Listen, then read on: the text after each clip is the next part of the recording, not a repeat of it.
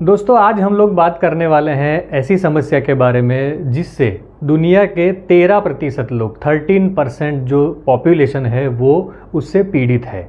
जी हाँ दोस्तों, आज हम लोग बात करने वाले हैं मोटापे के बारे में, यानी कि ओबेसिटी के बारे में। बहुत लंबे समय से हमारे कई सारे व्यूवर्स ने हमें ये सजेस्ट किया था कि आप मोटापे के ऊपर एक वीडियो बनाइए जिसमें कि आप हमारा जो कैंगन वाटर है, अल्कलाइन वाटर है, उसका क्या रोल है और उसके साथ में हमें कौन से लाइफस्टाइल चेंजेस करने चाहिए उसके ऊपर एक डिटेल वीडियो बनाइए। तो दोस्तों आज वो समय आ चुका है और हम लोग आज डिटेल में डिस्कस करेंगे कि ये मोटापा जो है उसके पीछे क्या प्रमुख कारण है, हमें कैसी लाइफस्टाइल अपनानी चाहिए, खान पान में क्या ध्यान रखना चाहिए, उसके अलावा एडिशनली हम लोग क्या कर सकते हैं जिससे कि हमारा जो ये मोटापा है वो जल्दी से एक आइडियल वेट तक पहुंच सके।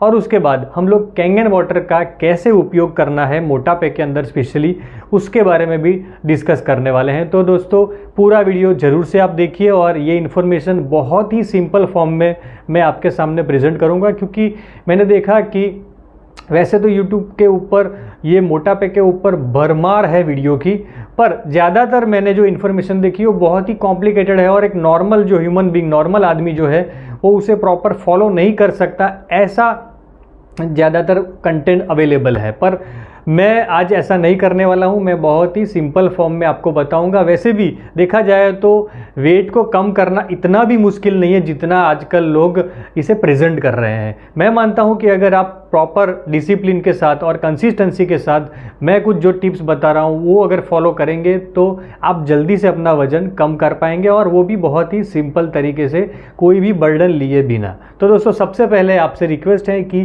चैनल को ज़रूर से सब्सक्राइब करें, क्योंकि हमारे चैनल पर हेल्थ से जुड़ी हुई बहुत ही इम्पोर्टेंट जानकारियाँ शेयर की जाती है। आइए दोस्तों बढ़ते हैं आज के टॉपिक के ऊपर। तो दोस्तों सबसे पहले हम लोग समझ लेते हैं कि आखिरकार ये मोटापा होता क्यों है, कुछ लोग क्यों मोटापा से पीड़ित होते हैं और कुछ लोगों को क्यों ये समस्या नहीं होती है।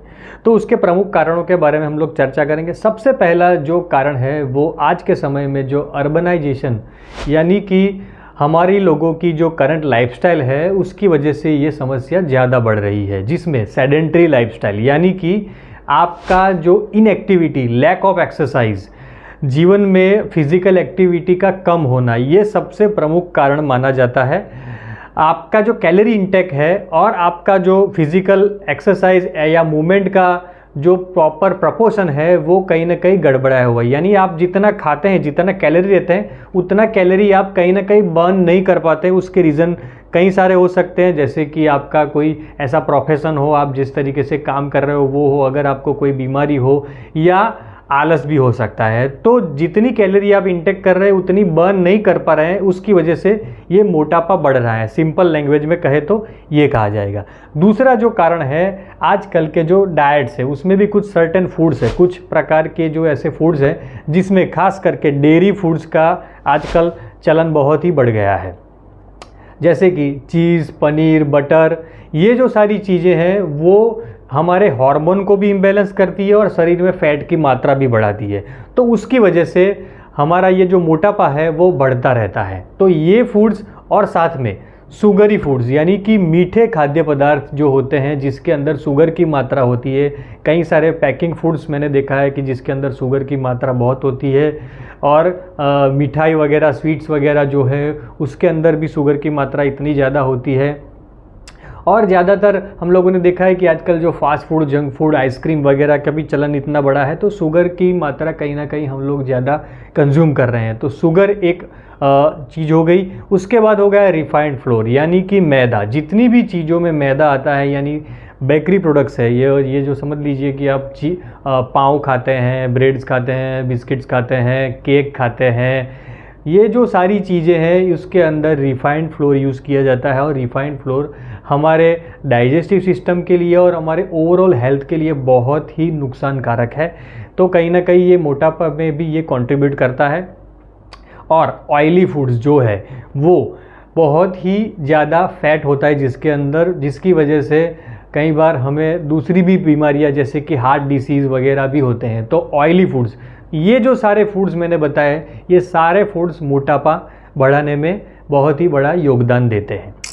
उसके बाद हमारा जो डाइट पैटर्न है, यानी कि स्पेशली अगर बात करें इंडियन डाइट पैटर्न, उसके अंदर कार्बोहाइड्रेट की मात्रा ज़्यादा है और प्रोटीन की मात्रा कहीं ना कहीं कम है। तो ये जो इम्बैलेंस है उसकी वजह से भी हमारे शरीर में फैट की मात्रा बढ़ती है।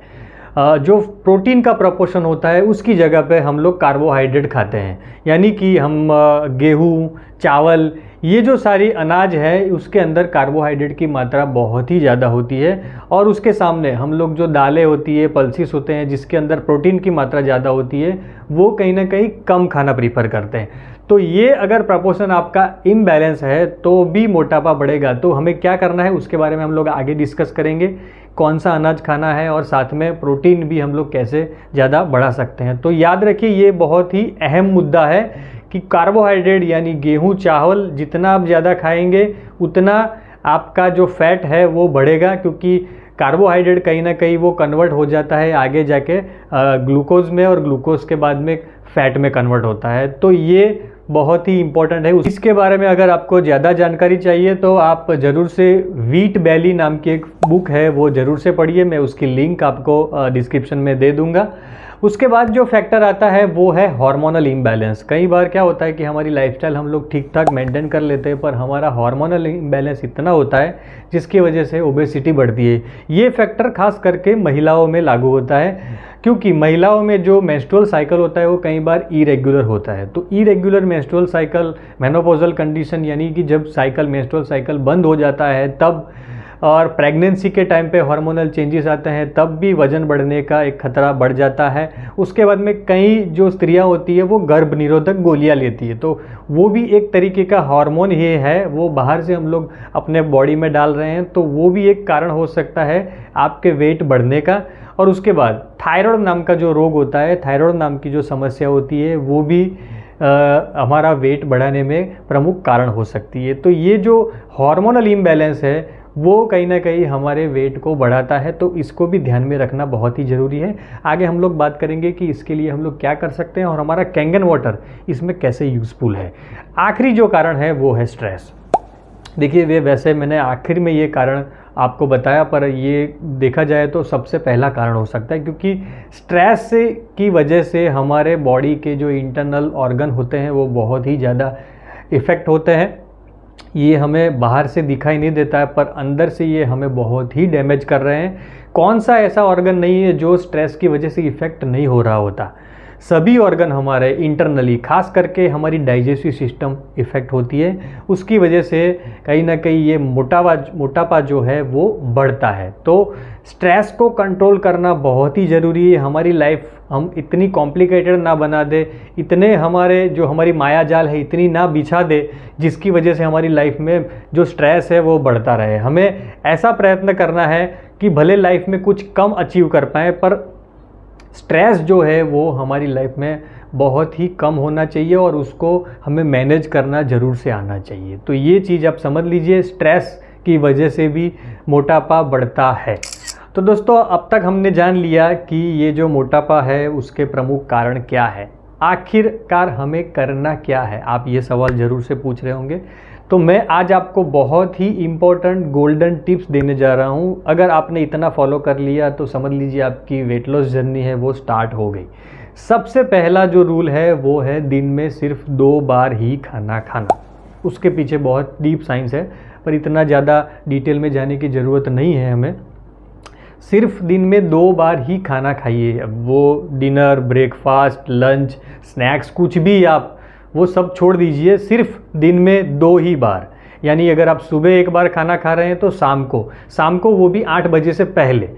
ये आप एक विंडो सेट कर दीजिए कि दोनों खाने के बीच में 6 से 8 घंटे का गैप होना ज़रूरी है। आप भले भरपेट खाना खाइए, मैंने जो खाना खाने की चीज़ें आपको बताई उसको छोड़ के आप भरपेट खाना, घर का खाना भरपेट खाइए। ऐसा नहीं है कि कम खाना खाने से वेट कम होता है, कम बार खाना खाने से वेट ज़रूर कम होता है। तो दिन में सिर्फ 2 बार फिक्स कर लीजिए, टाइमिंग आप फिक्स रखिए, उसी टाइम पर आप खाना खाइए। उससे आपका जो वेट है वो बहुत हद तक कंट्रोल होना स्टार्ट हो जाएगा। तो ये पहला रूल हुआ। दूसरा rule, physical activity is must. Physical activity के बिना आपका वेट कम नहीं होगा। उसके लिए सिंपली आप क्या कर सकते हैं, आप 45 टू 60 मिनट का ब्रिस्क वॉक, यानी थोड़ा स्पीड में चलना, थोड़ा फास्ट चलना, 45 टू 60 मिनट दिन में आपको टाइम निकालना है। कोई भी एक्सक्यूज़ आपका नहीं चलेगा। एक्सक्यूज़ अगर आप दे रहे हैं तो समझ लीजिए कि आप अपना वज़न कम नहीं करना चाहते हैं। तो 45 to 60 minute continuously non stop चलना है। ऐसा नहीं कि बातें करते करते या ब्रेक लेते लेते, ऐसा नहीं, क्योंकि कंटिन्यूस चलने का भी एक खास मतलब होता है, उसका भी एक खास पर्पज़ होता है। जितना आप कंटिन्यूसली चलेंगे उतना आपके बॉडी के अंदर से फैट कम होगा, फैट बर्न होगा। ये एक खास रूल है जो आपको समझने की ज़रूरत है। कई लोग कहते हैं हम लोग तो दिन भर एक्टिविटी करते हैं, पर वो क्या 5-10 मिनट कुछ करते हैं, फिर आधे घंटे तक बैठ जाते हैं, फिर 5-10 मिनट कुछ करते हैं तो उनको लगता है हम पूरे दिन एक्टिव रहते हैं। ठीक है, वो भी कुछ इम्पैक्ट ज़रूर करेगा, हेल्थ में बेनिफिट ज़रूर होता है उससे, पर अगर आप अपना वज़न कम करना चाहते हैं तो आपको कंटिन्यूसली एक्टिविटी करना है। कंटिन्यूस एक्टिविटी ही आपका फैट को बर्न कर सकता है, लो कर सकती है। उसके अलावा आप क्या कर सकते हैं, स्किपिंग, यानी जो वो आप रस्सी लेके कूदते हैं, वो एक स्किपिंग एक बढ़िया एक्सरसाइज है वेट लॉस के लिए। प्लैंक स्क्रीन पर आपको मैं यहाँ पे इमेज दिखा रहा हूँ, वो प्लैंक भी आपको करना है, जितना हो सके उतना आप लंबे समय तक करिए। स्क्वाट्स एक्सरसाइज मैंने पाया है कि बहुत ही इफ़ेक्टिव हैं, खास करके हमारा जो बेली फैट है, पेट के आसपास के जगह पर जो हमारी फैट जम जाता है, उसके लिए स्क्वाट ये बहुत ही इम्पॉर्टेंट है। और साथ में आप सोना बाथ, अगर अवेलेबिलिटी हो, अगर आपके पास ऐसी सुविधा हो तो सोना बाथ भी आप ले सकते हैं। स्टीम जो लेते हैं पूरे बॉडी को, वो सोना बाथ का एक कमरा होता है, अगर वो भी अवेलेबल है तो वो भी आप करिए, जिससे फैट बर्न होगा और आपका वज़न भी उसके साथ कम होगा। कहते हैं कि हमें क्या खाना चाहिए। देखिए, मिलेट्स आते हैं, एक आपको शायद मालूम ही होगा, पिछला साल जो हमारा था वो ग्लोबली यूनाइटेड नेशन ने मिलेट ईयर के तौर पे मनाया था। तो मिलेट्स हमारे ही पुराने धान्य हैं। आप नेट पर सर्च कर लीजिए मिलेट्स क्या होता है, मैं उसकी लिंक भी आपको डिस्क्रिप्शन में दूंगा कि कैसे आप घर बैठे मिलेट्स मंगा सकते हैं और उसका क्या क्या रेसिपी होता है वो भी आप एक बार सर्च कर लीजिए। आप गेहूं और चावल की जगह पे ये मिलेट्स खाना खाना स्टार्ट कर दीजिए। इसके अंदर कार्बोहाइड्रेट तो होता है, तो एनर्जी तो आपको मिलेगी, पर साथ में इसके अंदर फाइबर बहुत होता है। तो फाइबर होने की वजह से क्या होगा कि हमारा वेट बढ़ेगा नहीं, और वेट कम होने में भी मिलेट्स हमें हेल्प करेगा। तो मिलेट्स ज़रूर से अपने खाने में ऐड करिए। उसके साथ प्रोटीन इंटेक बढ़ाइए, यानी कि दालें जो हैं, पल्सेस जो हैं, वो आप खाइए। हेल्दी जो नट्स होते हैं वो भी आप खाइए, उसके अंदर भी हेल्दी फैट्स होते हैं और साथ ही प्रोटीन होता है। वेजिटेबल्स आप जितने हो सके उतने इंक्लूड करिए अपने डाइट में। रोज़ 1-2 फ्रूट्स ज़रूर से खाइए। देखिए, ये जो सारी चीज़ें मैं बता रहा हूँ ना, उसे एक आप नोट डाउन कर लीजिए, आप अपना एक पूरा शेड्यूल बना लीजिए, क्योंकि आप वीडियो तो देख लेंगे फिर उसके बाद में सब वॉश आउट हो जाएगा। तो जो भी मैं यहाँ पर बता रहा हूँ उसे नोट डाउन कर लीजिए ताकि आपको फॉलो करने में ईजी पड़े। साथ ही अपने डाइजेस्टिव सिस्टम को ज़्यादा स्ट्रॉन्ग करने के लिए आप प्रोबायोटिक्स भी लीजिए। ये जो प्रोबायोटिक होते हैं नेचुरली योगर्ट जैसे चीज़ों में होता है, पर अगर आप सप्लीमेंट लेना चाहें तो बेस्ट होता है। वो सप्लीमेंट लेने से भी आपकी डाइजेस्टिव सिस्टम प्रॉपर होती है, आपको जो प्रॉपर न्यूट्रिशन मिलना होता है वो मिलता है, हमारे बॉडी को प्रॉपरली डाइजेस्ट होता है, इनडाइजेशन नहीं होता है। जो बर्पिंग होती है, कई लोगों को ब्लोटिंग होता है, एसिडिटी वगैरह, अधिकतर जो पेट की समस्या होती है उसमें काफ़ी फ़ायदा होता है। वो कौन सा लेना है वो भी मैं आपको डिस्क्रिप्शन में उसकी लिंक प्रोवाइड कर दूंगा।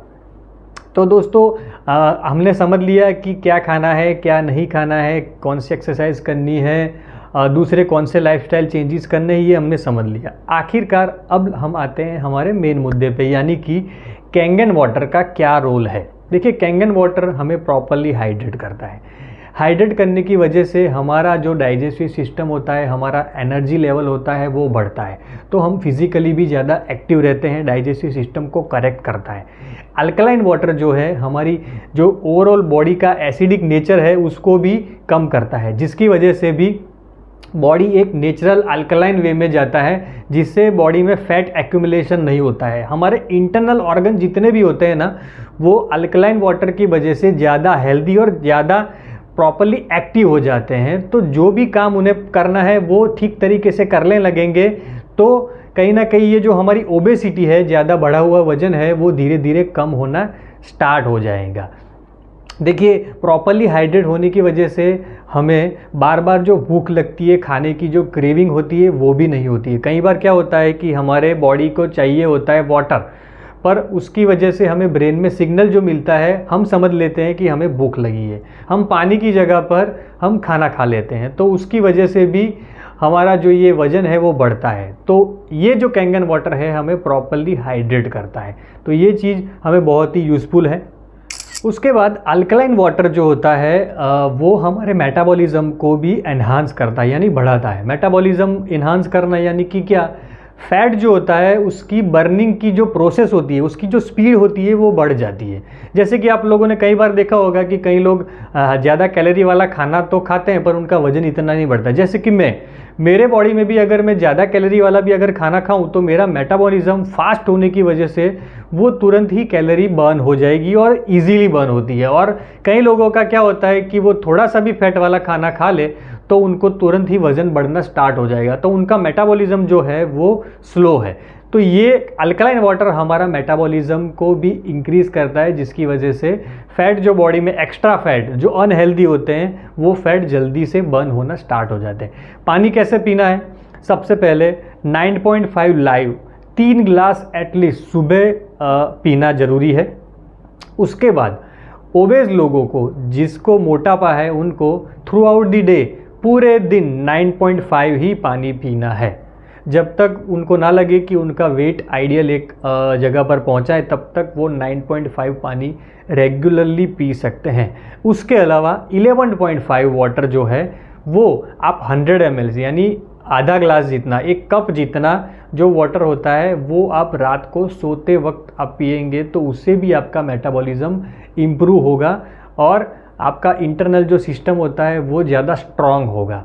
अगर आप ज़्यादा मोटे हैं, ज़्यादा ही ओवर साइज है, तो आप दिन में 2 बार भी 11.5 का सेवन कर सकते हैं। एक बार रात को सोते वक्त और एक बार शाम को 4-5 बजे के आसपास, 2 टाइम आप ये पानी पी सकते हैं। तो दोस्तों, मैंने यहाँ पर जो चीज़ बताई वो मुझे लगता है कि आपने प्रॉपरली समझ ली होगी, नोट डाउन भी कर ली होगी, और मैं आशा करता हूँ कि आप उसका एप्लीकेशन जो है अपनी लाइफ में स्टार्ट भी ज़रूर से करेंगे। इतना इन्फॉर्मेशन काफ़ी है वेट लॉस करने के लिए, ज़्यादा कॉम्प्लिकेटेड इन्फॉर्मेशन में पढ़ने की ज़रूरत नहीं है। इतना फॉलो कर लीजिए, आपकी वेट लॉस जर्नी स्टार्ट हो जाएगी। मेरी ओर से आपको शुभकामनाएं, और साथ ही ये इन्फॉर्मेशन अगर आपको अच्छी लगती है तो दूसरे लोगों से ज़रूर से शेयर करिए, जिनको इनकी ज़रूरत है उनको तो खास भेजिए। साथ ही हमारे चैनल को सब्सक्राइब करिए। इन्फॉर्मेशन अगर अच्छी लगे तो लाइक ज़रूर से करिए, और कमेंट सेक्शन में मुझे बताइए कि आपको ये इन्फॉर्मेशन कैसी लगती है, आपके लाइफ में कुछ ऐसे एक्सपीरियंस हुए हैं वो भी मुझे शेयर करिए।